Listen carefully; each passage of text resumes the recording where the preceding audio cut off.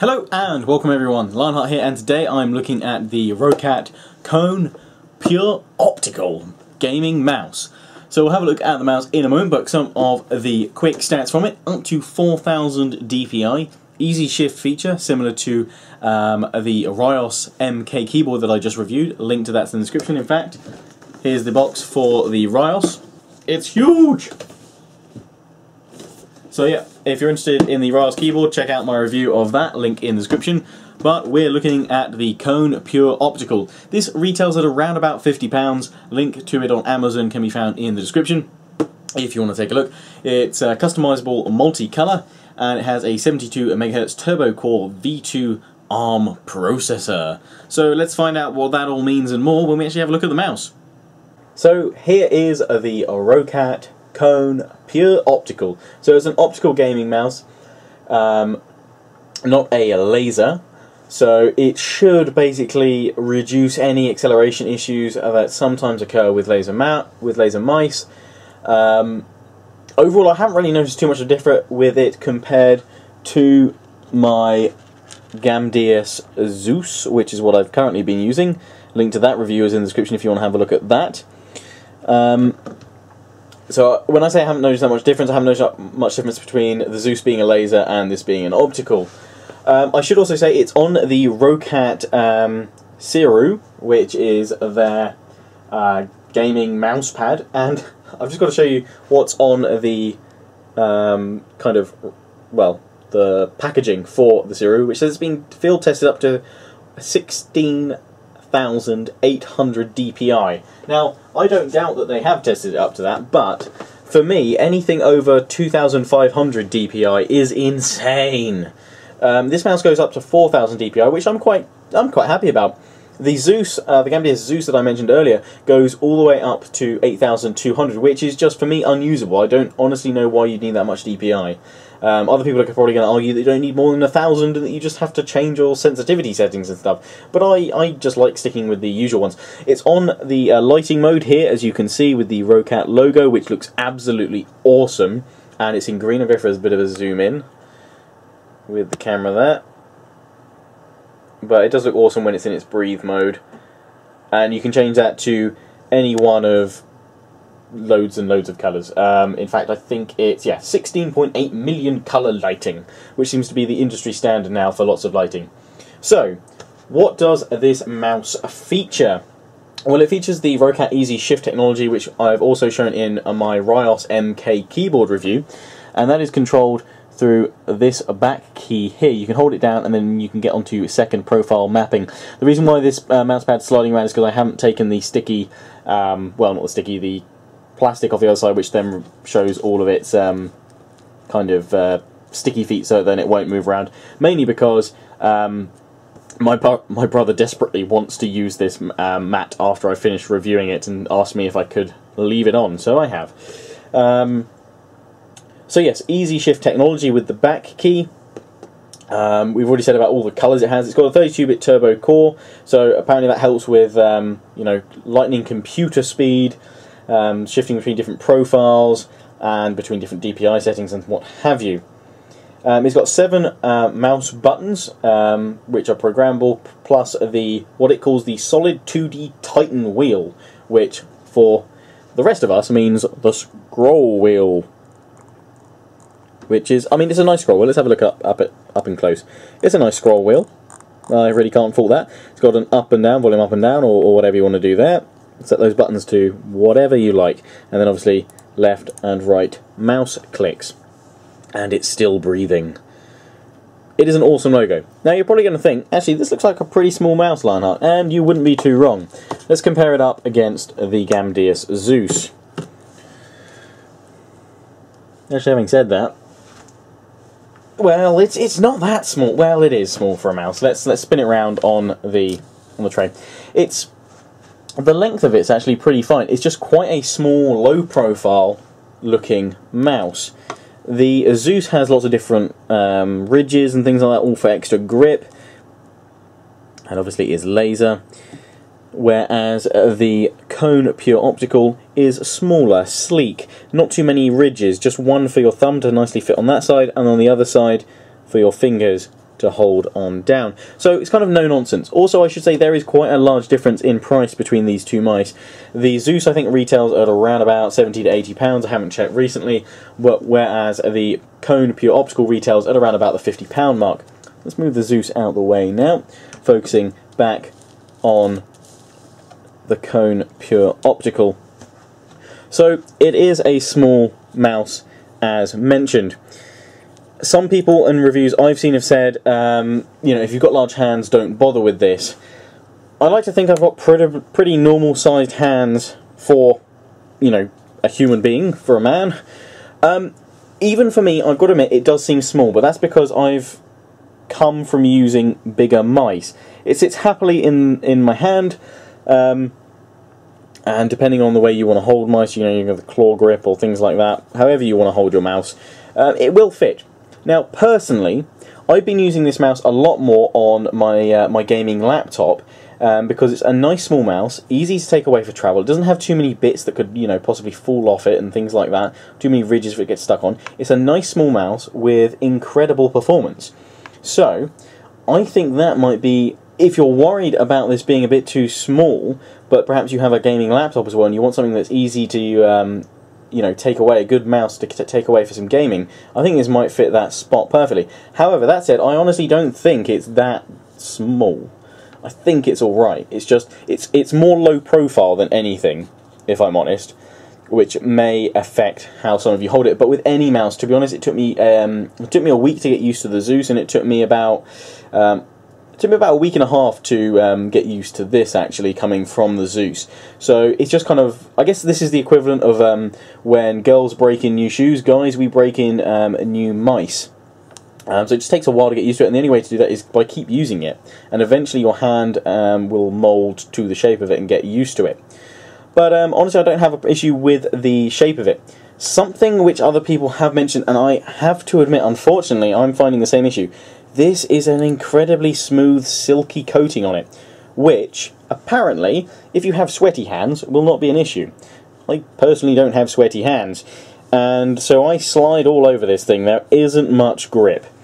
Even after a week and a half, while I had kind of got used to it, it did still feel a bit slippery, and I did slide a little bit. But the shape of the mouse is quite well formed, so it will kind of hold your hand there, but not too much. So you will find yourself sliding around it quite easy. Yeah, the unfortunate thing is it does feel very nice and smooth, but yeah, that is a downside. Obviously, it has no compartment to add in any weights or anything like that if you want to change the weight balance on it, which other mice do. Similar kind of price bracket example would be the Mad Catz Rat series, which I know I think the Rat 5 is around about the £50 mark as well, and that has weights in it. That's also quite a small, low-profile mouse to have a look at. Obviously, that doesn't have any cool lighting effects or anything like that, and it has a very interesting design. The Rat mice always have a very interesting design. So this is a pretty standard design. It's not really broken any boundaries there. Yeah, I'm just trying to think of what else I can say about it before showing you the software and then kind of giving you a score for this. But that's pretty much it. I've kind of covered the only kind of negatives about it, which is it's quite slippery. For some of you, you might find it a little bit too small. But apart from that, it's a solid mouse. I personally quite like that it's not overcrowded with lots of extra macro buttons. I hate that with mice. I don't need a million buttons on my mice. As long as it's got, you know, forwards and back button that normally I can put to a knife or a grenade and a couple of buttons up the top, then that's fine. Something some other people have mentioned in reviews is that with it being optical, it does have a bit of a lift-off kind of proximity, which not everyone is going to be happy with. So round about this lift-off, which is about enough to fit a finger underneath it, so about 1-2 centimeters, I think. It will, no, not 2 centimeters, about 1 centimeter. It will still move on the optic there. Obviously, it's catching on my finger there, but it has a bit of a lift rate, which some people, if you happen to lift your mouse a lot and then move over to other parts of the screen to quickly then pull back and track back, you may find that a bit of an issue. As far as I found, there's nowhere to change that in the settings, so again, something to consider. But talking of settings, let's have a look at the Roccat Kone Pure Optical software, because there's some really nice, cool features in it. And I laugh a little bit because there's a certain sound effect which you guys will get to see in a moment, which I really enjoy. So let's have a look at those settings. Okay, so we're now looking at the settings for the Roccat Kone Pure Optical. Now, normally I would actually record this with some screen capture software, but I actually wanted to show you what happens when I press some of the press a button on the mouse with the software up or running in the background, because it's pretty cool. So I'm just going to press this button here, which will change the DPI. 4000 DPI, 2000 DPI, 1600 DPI, 800 DPI, 1600 DPI, 2000 DPI. Now, some of you might find that as a completely gimmicky feature, but quite honestly, that's quite cool that it goes 6000 DPI in a cool voice. That's a terrible impression. So yes, anyway, I want to show you just because of that, because I just quite enjoy that little sound clip feature that they have. So, over on the left here, on the right rather, you have the DPI settings. You have 5 different profiles from 400, 800, 1600, 2000 to 4000. Now on 4000 DPI, that's way too much for me. I'm quite happy with the 2000 setting. And the 2000 does it fine for me. You can obviously customize that however you want, you know, in between those levels, if you'd like. You have horizontal tilt speed, you have vertical scroll speed, you have sensitivity options, and you can create 5 different profiles. Button assignment, you can customize a lot of things on this menu as well. And you have a macro manager too, if you want to change up some extra keys in there too. Advanced control is where you get all the cool lighting options. I've currently got it on breathing, but you can have lighting off, you can have it fully lighted, you can choose one of the kind of preset color options, or you can choose a color from the 16.8 million that are available to you. The polling rate, set by default to 1000, you have Windows pointer speed, sound feedback for your volume, obviously when you change DPI. So if you don't like that guy, if you think he's really annoying, and you don't want to hear him go 4000 DPI, then you don't have to. 2000 DPI. You can just slow that back down. But I just thought just little touches like that with software sometimes is quite nice. And to be honest, the Roccat software does look nice. It's not ugly. It works really well. You even have this achievement thing, and it tells you how many clicks you've done. I've recently reinstalled the software, so that's why mine are so low. But yeah, that is the software. So now let's have one final look back at the mouse and give it a score. So that was a look at the software. As I said, for me personally, I just quite enjoyed that sound effect.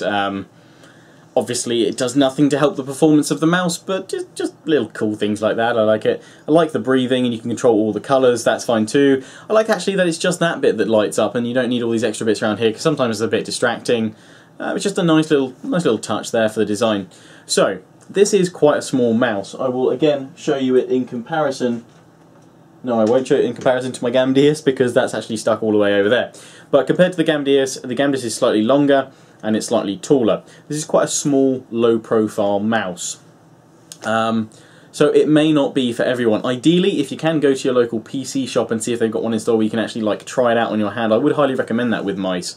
That, you know, if you can go to a physical store, even if you don't want to buy it from them because they're too expensive, at least go there and kind of like try them on first as such. Try the mouse out, see if it fits your hand, see if you're happy with the particular finish that they've placed on it, which does make it rather smooth. Now for me, my hands don't stick to it naturally.